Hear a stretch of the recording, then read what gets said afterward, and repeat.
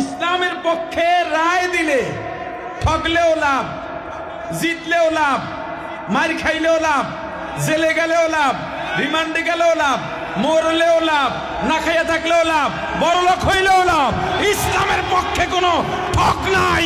ইসলামের জিত, ইসলাম জিতেই থাকবে। ভোট দেবেন কার পক্ষে? তুমি অন্য পক্ষে অন্যদিকে রায় দিয়া লাভ কি? বলো কি লাভ? কয় হুজুর ইসলামে ভোট দিলে যেই প্রার্থী হইবে না, না হইলে তোর কি? আর কথা কেন? না হইলে তোমার সমস্যা কি? তুমি রায় দেওয়া ইসলামের পক্ষে, জিতানো না জিতানোর মালিক কে? তুমি দেখো না এত বছর যেই নেতার পিছে দৌড়াইলা, যার জন্য চান্দা তুইলা দিলা, এখন সে বিদেশে ঠ্যাঙের উপরে ঠ্যাং ফালাইয়া পাঁচতলা বাড়িতে মুস্তাওয়ার ঘরে, তুমি জেলে রিমান্ডে আছো, তোমার বিবি বাচ্চা অসহায়ের মতো ঘুরে। এর থেকে শিক্ষা নেবা না? শিক্ষা নিতে হবে। ইসলামের পক্ষে রায় দিলে ঠকলেও লাভ, জিতলেও লাভ, মার খাইলেও লাভ, জেলে গেলেও লাভ, রিমান্ডে গেলেও লাভ, মরলেও লাভ, না খাইয়া থাকলেও লাভ, বড়লোক হইলেও লাভ। ইসলামের পক্ষে কোনো ঠক নাই। ইসলামের জিত, ইসলাম জিতেই থাকবে।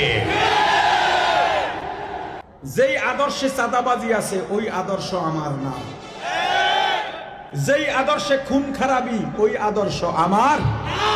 যেই আদর্শে চাঁদাবাজি ওই আদর্শ আমার না।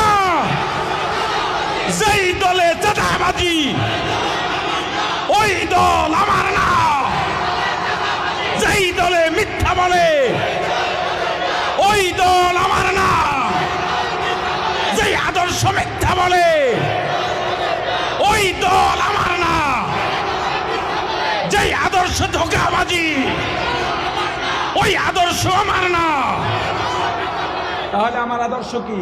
রাসূলের। আমরা সবাই রাসূল সেনা, ভয় করি না বুলেট বোমা। আমার নেতা তোমার নেতা বিশ্বনবী মুস্তাফা।